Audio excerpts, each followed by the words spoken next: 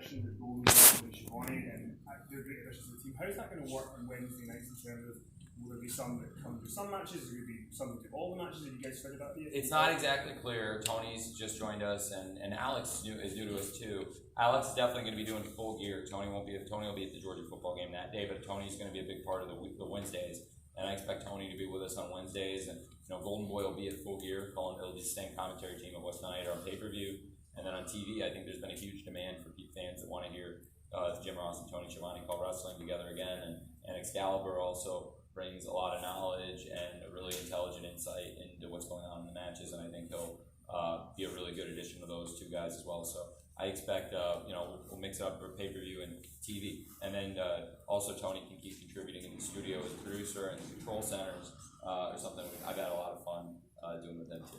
Somebody else you guys maybe asked about Dustin Rhodes again, multi-year deal and everything. How does it feel to know that you got somebody like him locked up for a good amount of time? Not necessarily locked up for all this other stuff, but how does it feel to have him as a part of the team, like coach in a way, and also as a wrestler? I really love Dustin. He's a great person, and I'm so happy that he's with us. He did so much with the company, and we said kind of that we expected this was going to work out, and his people and us, we kind of took us a little bit of time, and we got it done. And then as soon as we did, we got it announced. But it's been kind of informally kind of the expectation for a while as Dustin would come in as a coach, and he's done great for us as a wrestler, and also he's given people a lot of advice. So it's nothing new, mentoring people and being that that guiding hand to people. Then he's trying to develop a lot of things. I mean, like Dustin's had about as many great matches over the years as anybody when we're having a career that spanned several decades of great matches, and I think he's got a lot of insight to bring. But he's also done great promos, been very different characters, and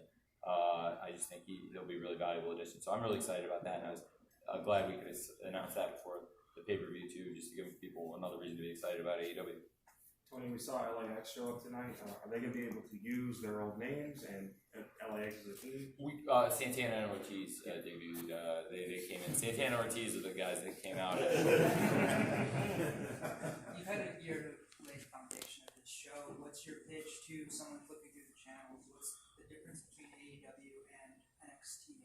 I believe there are a lot more wrestling fans that are not watching wrestling in the last few years than there are wrestling fans that have been actively watching wrestling, and I really hope that I can, that we, all of us, can collectively convince, not just me and not just the people in my company, but the fans, can kind of spread the virus and get more people to embrace watching wrestling again every week, because it was certainly a habit for a lot more people when I was growing up, and honestly, it wasn't that way a few years before that. Like when I was starting high school, when I was coming in through junior high school, wrestling was in kind of a down period, and we probably weren't at the height of it, and I was obsessed with wrestling, and I probably wasn't that cool, and not that many people wanted to talk to me about it. And then a couple of years later, when wrestling was the biggest thing in the world, everybody wanted to talk to me about it, and I would try to spread that virus. I would always try to get people to come over and talk to them about it, and I was the kid people wanted to talk to about wrestling, because people knew I knew a lot about wrestling. So I guess what I would say about it is that what I would ask is anybody who would flip through the channels and would be willing to watch a wrestling show, give ours a chance, because if you've ever enjoyed a wrestling show, we try to give people different things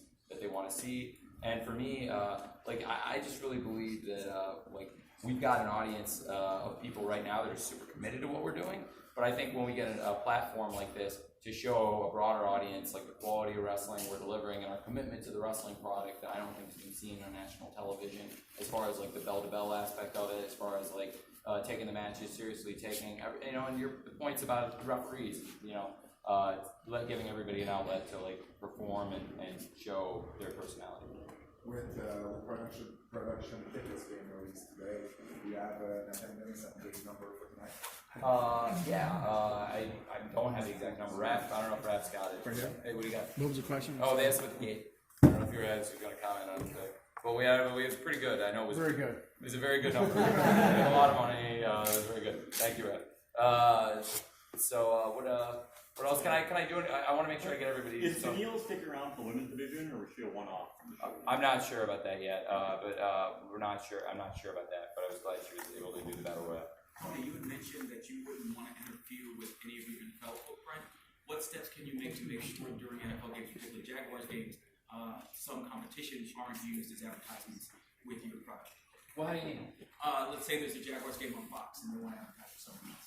Oh, I mean, that's I can't have anything to do with that. I mean, Fox pays a lot of money to broadcast those games, and they can advertise whatever they want. And I expect they probably will advertise programs that are on Fox. So I don't have any problem with that. That's the game we're in. So no, I'm very excited about the NFL's partnership with Fox. So no, it's awesome, and I love being in the NFL. And I do think that is, like I said, you know, I prioritize balancing my time, and I do think that's something we're going to run into. I have no problem with that. Can you walk us through the Moxie situation? When he got hurt, was Pat always in play? This whole process happened really quick that you got a replacement.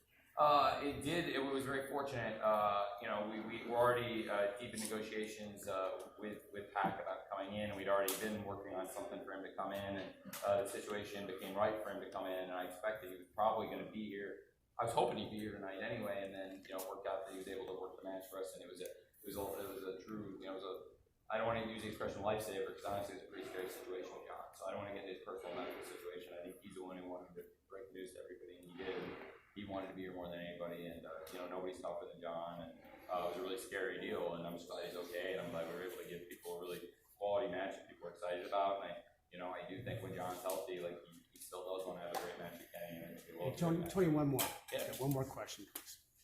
Well, when it comes to John Kenny, I mean, are you kind of gearing that for television or for pay-per-view? I don't want to make any big announcements yet, but I do think it was a huge match. Everybody was really excited about for this show, and I do want to make sure, like, that, you know, when John is healthy, I don't want to put a timetable on it right now because John can't be here right now. And when John's healthy, I do want to give people the match, and so I can't tell people when they'll see it, but I do expect as soon as John's ready to go, we'll make an announcement.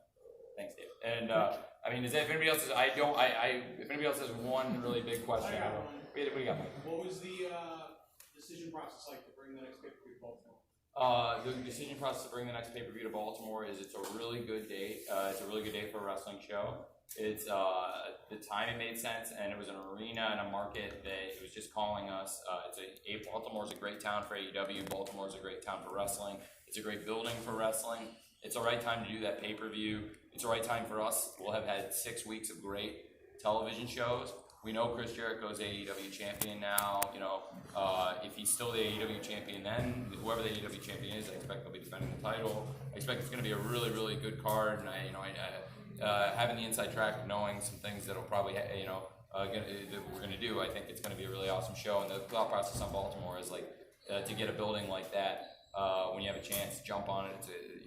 Royal Farms is a great building to watch a wrestling show, and Baltimore is one of the best wrestling towns. That's a great question to go out on. I'm excited. I hope a lot of you are at Baltimore, and I'm going to try and do everything in my power to make sure it is of the standard of the shows you guys have come to expect from AEW.